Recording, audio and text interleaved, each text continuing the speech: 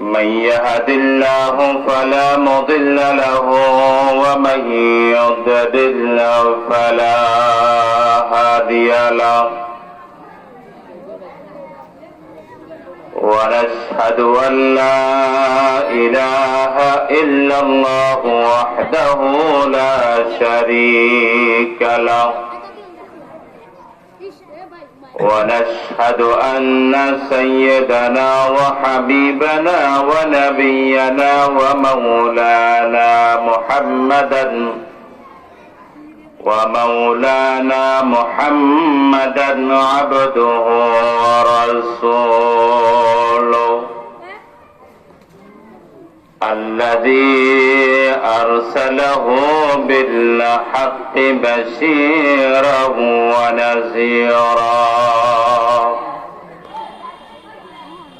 وداعيا إلى الله بإذنه وسراجا منيرا فقد قال الله تعالى في كلامه المجيد وفرقانه الحميد أعوذ بالله من الشيطان الرجيم بسم الله الرحمن الرحيم فالذين هاجروا وأخرجوا من ديارهم وأوذوا في سبيلي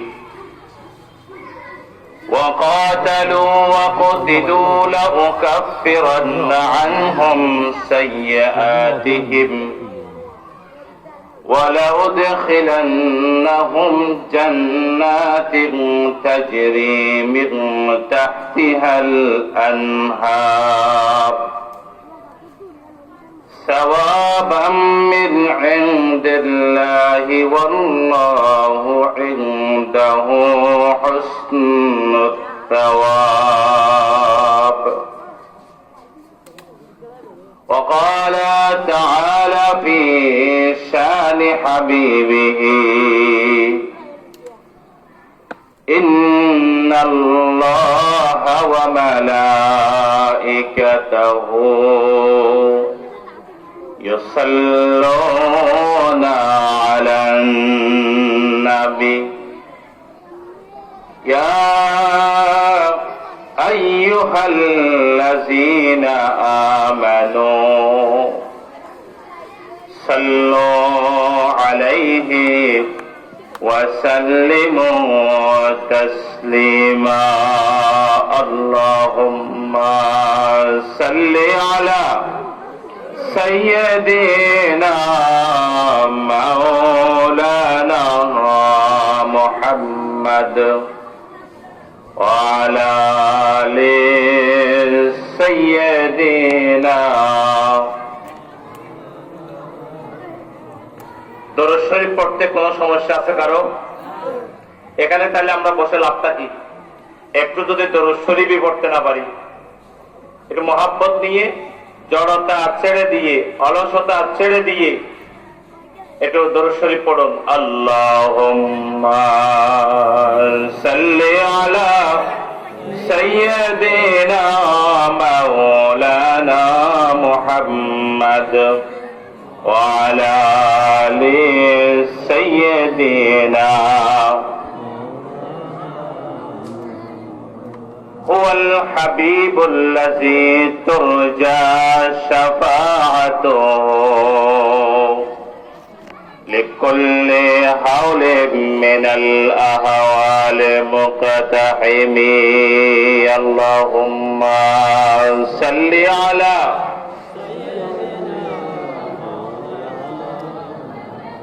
وعلى آل سيدنا بلغ العلا بكماله كشف الدجى بجماله حسنت جميع خصاله صلوا عليه وآله রামু উপজেলার ঐতিহ্যবাহী দ্বীনী শিক্ষা প্রতিষ্ঠান মেরংলোয়া রহমানিয়া ইসলামিয়া আলিম মাদ্রাসার আজকের বার্ষিক সভা উপলক্ষে আয়োজিত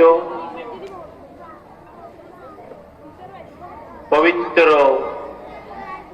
সিরাতুন নবী সাল্লাল্লাহু আলাইহি ওয়াসাল্লাম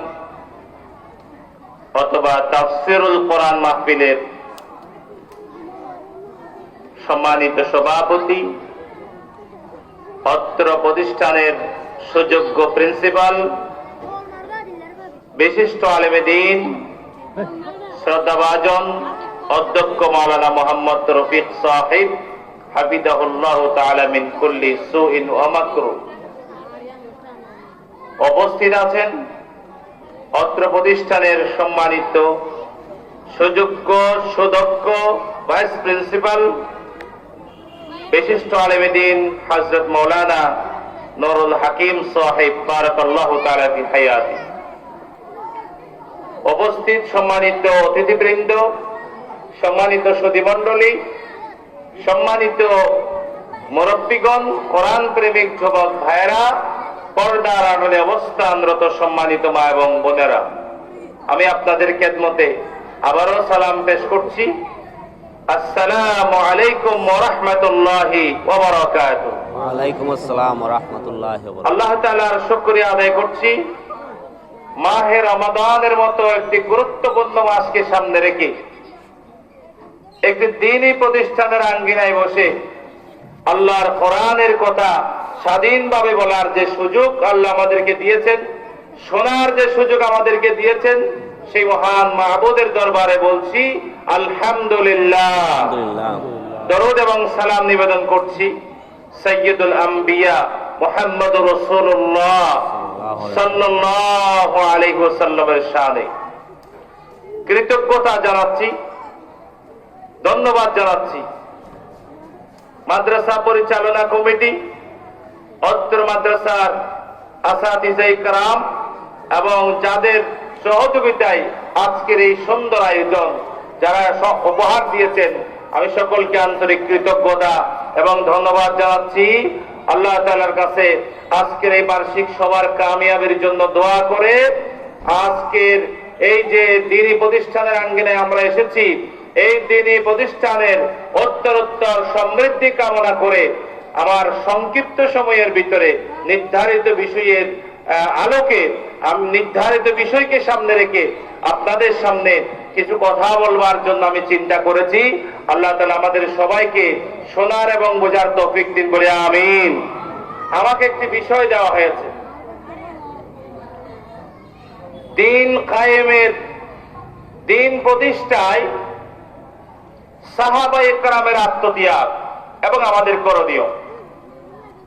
প্রিয় হাজিরিন, বিষয় অনেক দীর্ঘ। এই সাবজেক্টের উপরে যদি আমি আলোচনা করতে যাই, মিনিমাম তো 1.5 ঘন্টা দরকার, মিনিমাম 2 ঘন্টা হলে আরো ভালো হয়, কিন্তু আমার সময় সম্ভবত এটা বাইন্ডিং করে দেওয়া হয়েছে। এটা এই কারণে যে বাস্তবতা আছে, সারাদিন সেই সকাল থেকে ভোর থেকে গরু জবাই করা থেকে নিয়ে মাদ্রাসার প্রিন্সিপাল, ভাইস প্রিন্সিপাল, আসাতিজে কেরাম সবাই আজকের সবার জন্য তারা যে মেহনত করেছেন, অত্যন্ত পরিশ্রান্ত, ক্লান্ত তারা। এই জন্য সংক্ষিপ্ত সময়ের ভিতরে আমি কথা শেষ করতে চাই। আমি আপনাদের দৃষ্টি আকর্ষণ করছি, প্রিয় হাজিরিন, সাহাবায়ে কেরাম তারা হলেন প্রিয় নবী মুহাম্মদুর রাসূলুল্লাহ সাল্লাল্লাহু আলাইহি ওয়াসাল্লামের হাতে গড়া সোনার মানুষ। আলহামদুলিল্লাহ বলেন। সাহাবায়ে কেরাম তারা হলেন আমাদের উস্তাদ, নবীজিকে কিভাবে অনুসরণ করতে হয় এটার বাস্তব নমুনা হচ্ছেন সাহাবায়ে কেরাম। আলহামদুলিল্লাহ। সাহাবায়ে কেরামের কথা, সাহাবীদের কথা যদি আমরা বলি, রাতের পর রাত চলে যাবে। এক এক সাহাবীর জীবনী, এক এক সাহাবীর জীবনের ভিতরে অনেক অনেক ঘটনাবহুল, তথ্যবহুল, শিক্ষণীয় বিষয় রয়েছে। আলহামদুলিল্লাহ। আমাদের এই সোনার মানুষগুলি সাহাবায়ে কেরাম দিন প্রতিষ্ঠার জন্য তারা যে ত্যাগ এবং নাজরানা পেশ করেছেন, এগুলি অতুলনীয়, এগুলি নজিরবিহীন, এগুলি বিরল। সাহাবায়ে কেরামদের এক একজনের ত্যাগ, এটা যারটা তার মতো, এটা তুলনা হয় না, এগুলি অতুলনীয়। তারা আল্লাহ তাআলাকে ভালোবাসতেন, প্রচন্ড ভালোবাসতেন। ওয়াল্লাযীনা আমানু আশাদ্দু হুব্বান লিল্লাহ, তারা আল্লাহকে ভালোবাসতেন, প্রচন্ড ভালোবাসতেন। তারা নবীকে ভালোবাসতেন। আন-নাবিয়্যু আওলা বিল মুমিনিনা মিন আনফুসিহিম, তারা নবীকে তাদের জানের চাইতে, তাদের জীবনের চাইতে বেশি ভালোবাসতেন। সুবহানাল্লাহ। সাহাবায়ে কেরাম তারা আল্লাহর দ্বীনের জন্য নিজের জীবন বিলিয়ে দিতে, নিজের তাজা রক্ত জমিনে ঢেলে দিতে এতটুকু তারা দ্বিধাবোধ করেন নাই। সুবহানাল্লাহ। এমনও ঘটনা ইতিহাসে আছে, সাহাবী নতুন বিয়ে করেছে, এখনো বাসর রাত হয় নাই, জিহাদের ময়দান থেকে যুদ্ধের দামামা বেজে উঠেছে।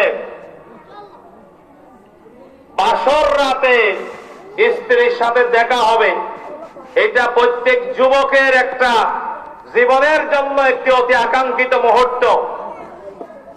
নববিবাহিতা স্ত্রীর সাথে তার দেখা হবে, আনন্দ ফুর্তি হবে, এটা প্রত্যেকের জীবনের জন্য অতি আকাঙ্ক্ষিত একটি মুহূর্ত।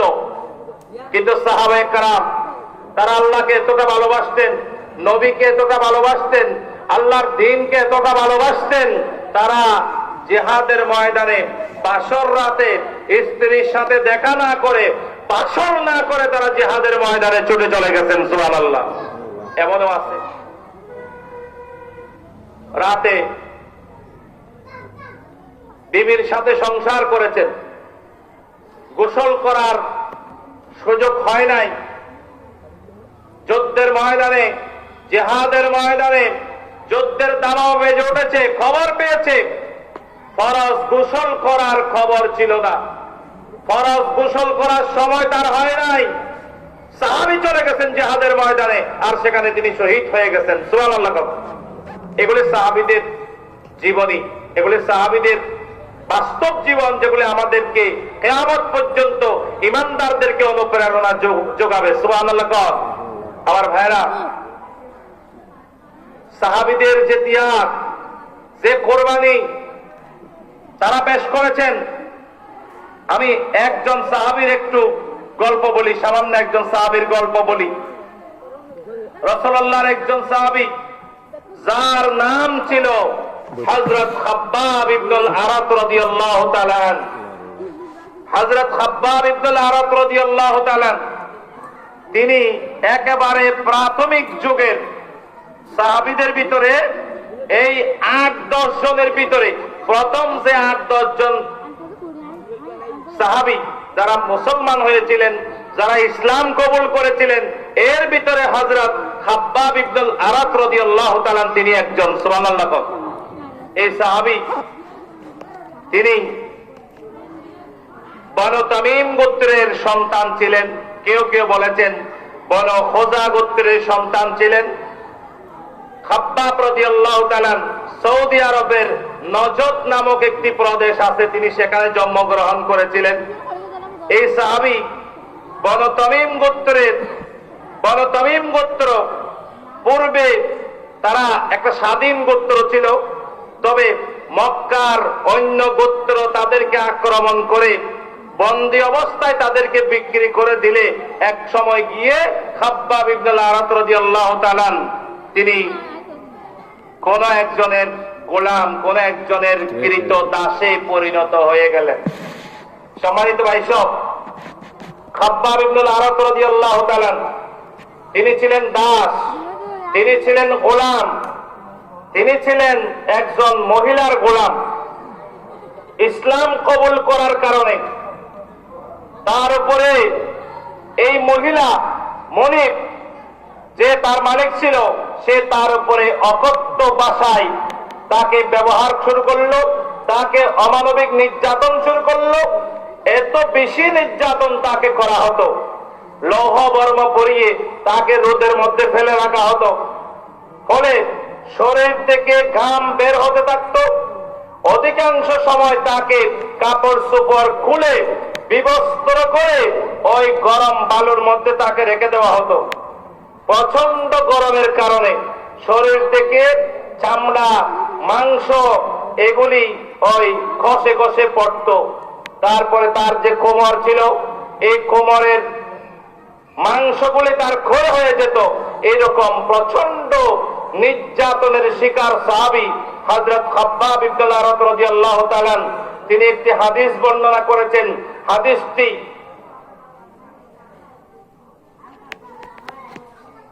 বুখারী শরীফের কিতাবুল মানাকিব বাবু আলামাতিন নবুওয়াতি ফিল ইসলাম অধ্যায়ের মধ্যে একটি হাদিস এসেছে। সেখানে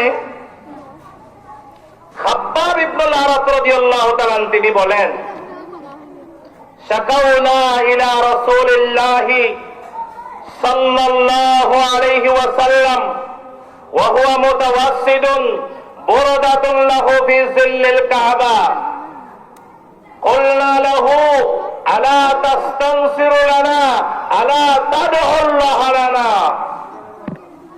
আমার ভাইরা লক্ষ্য করুন, হযরত খাব্বাব ইবনুল আরাত রাদিয়াল্লাহু তাআলা অত্যন্ত মাজলুম, অত্যন্ত নির্যাতিত একজন সাহাবী। কাফের মুশরিকদের নির্যাতন যখন আর সহ্য করা যাচ্ছিল না, তিনি সাহাবীদের আরো কয়েকজন সহ চলে গেলেন আল্লাহর নবীর দরবারে। আল্লাহর নবী তখন খানে কাবার ছায়ার নিচে একখানা চাদর মুড়ি দিয়ে তিনি আরাম ফরমাচ্ছিলেন। খাব্বাব ইবনুল আরাত রাদিয়াল্লাহু তাআলা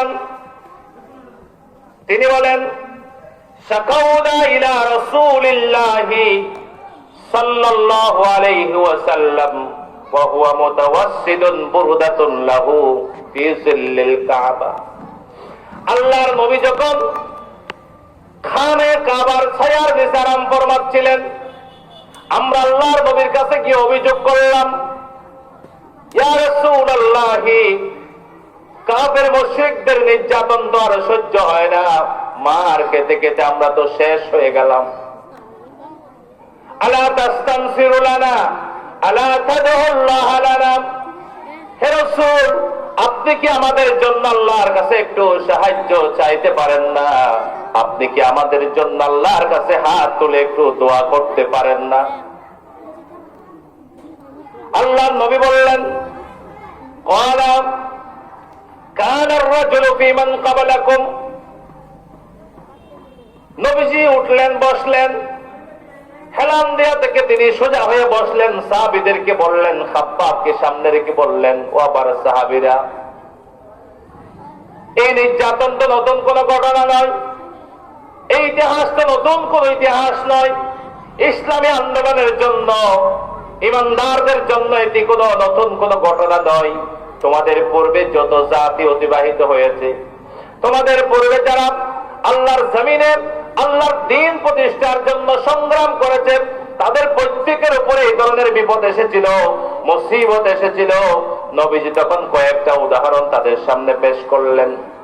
ইউহফারু লাহু বিল আরদি তোমাদের পূর্বে এমন এমন ঘটনা ঘটেছে, নির্যাতনের এমন ঘটনা ঘটেছে, কোন ব্যক্তি ঈমান এনেছে, তাকে নির্যাতন করার জন্য সেই যুগের কাফেরেরা ওই মাটির মধ্যে গর্ত খনন করত।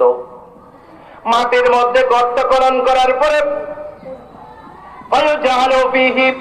ওই গর্তের মধ্যে তাকে রাখা হতো, গর্তের মধ্যে ফেলে দেওয়া হতো। এরপরে লোহার করাত হাজির করা হতো, এই লোহার করাত দিয়ে মাথার উপর দিয়ে চালিয়ে দেওয়া হতো।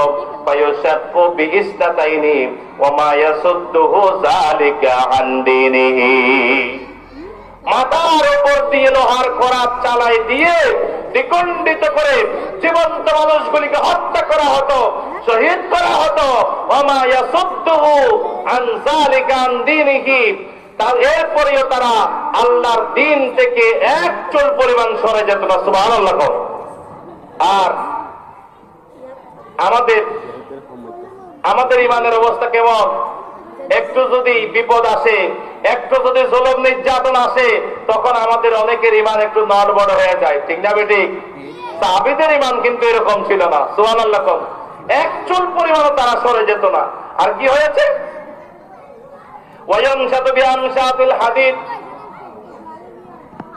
লোহার চিরুনি দিয়ে তাদের শরীরের মধ্যে এমন ভাবে আঁচড় দেওয়া হতো, মা দুনা লাহমিহি মিন আসমিন আও আসবিন ওয়া মা ইয়াসুদ্দুহু যালিকা আন দীনিহি।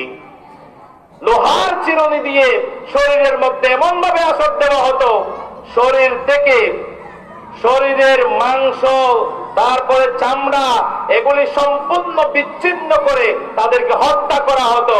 এরপরেও তারা আল্লাহর দিন থেকে এক চুল পরিমাণও দূরে সরে যেত না। আল্লাহু আকবার।